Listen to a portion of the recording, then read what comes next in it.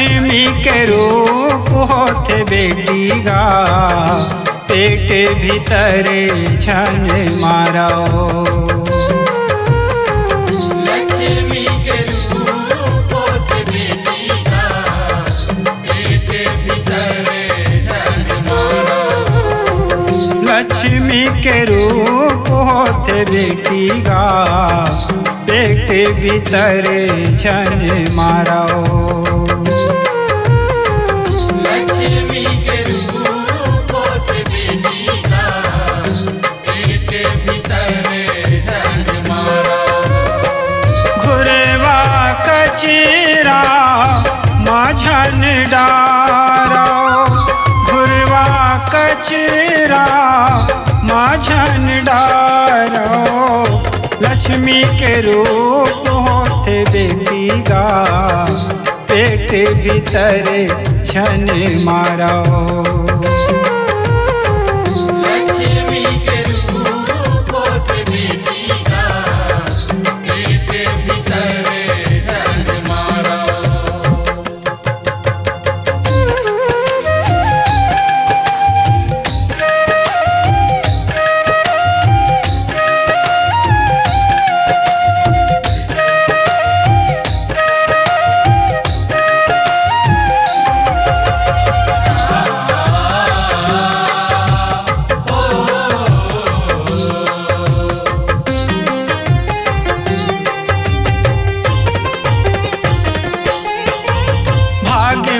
घर फूल थे बेटी फूले लछन उजारो। बेटा बरोबर बेटी ला मानो, पेट भीतर झन मारो। बेटा बरोबर बेटी ला मानो, पेट भीतर झन मारो। भाग्यमानी घर फूल थे बेटी फूले लछन उजारो। बेटा बरोबर बेटी ला मानो, पेट भीतर झन मारो। बेटा बरोबर बेटी ला मानो, पेट भीतर झन मारो। पढ़ा लिखा के जिंदगी संवारो, पढ़ा लिखा के जिंदगी संवारो। लक्ष्मी के रूप होते बेटी गा, पेट भीतरे झन मारो। लक्ष्मी के रूप होते बेटी गा, पेट भीतरे झन मारो।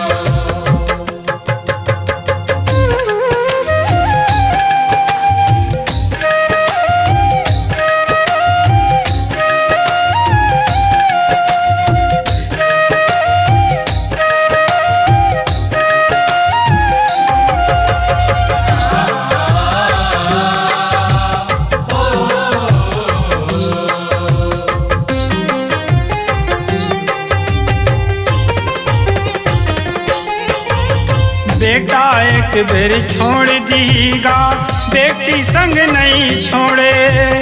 दोनों कुल के मान लड़ा के सुघर नाता जोड़े। दोनों कुल के मान लड़ा के सुघर नाता जोड़े। बेटा एक बेर छोड़ दीगा, बेटी संग नहीं छोड़े।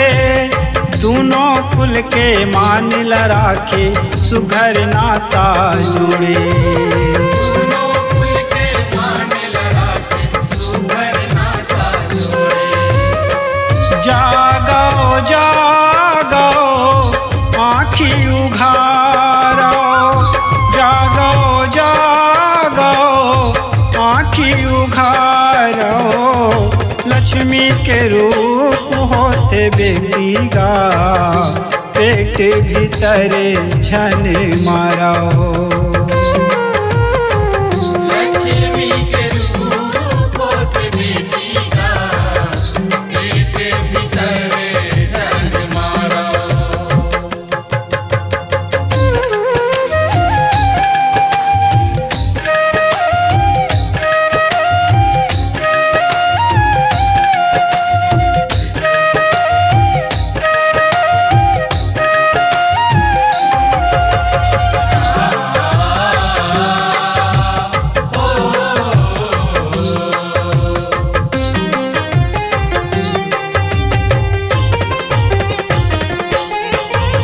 बेटी घलो कम नहीं है बेटा ले खोलाओ अपन आखीला, नहीं रही बेटी तभाईला कौन बांधी राखीला। नहीं रही बेटी तभाईला कौन बांधी राखीला। बेटी घलो कम नहीं है बेटा ले खोलाओ अपन आखीला, नहीं रही बेटी तभाईला कौन बांधी राखीला। नहीं रही बेटी तभाईला कौन बांधी राखीला। कहे ना पुरन के मन माधारा, कहे ना पुरन के मन माधारो, लक्ष्मी के रूप होते बेटी गा पेट भीतर झन मारो।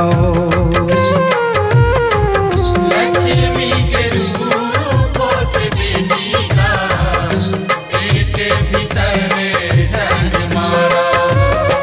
घुरवा कचरा माझन डारो, घुरवा कचरा माझन डारो, लक्ष्मी के रूप होते बेटी गा पेट भीतर झन मारो।